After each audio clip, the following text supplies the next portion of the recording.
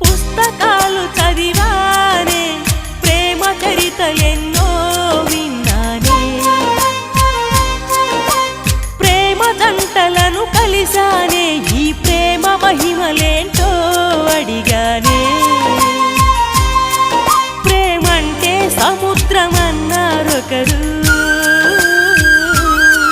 ప్రేమంటే అమృతమన్నారింకొకరు ఆలోతుకు దూకాలనిపించే ఈ తీపిని చూడాలనిపించే ముప్పులు తప్పక తప్పవని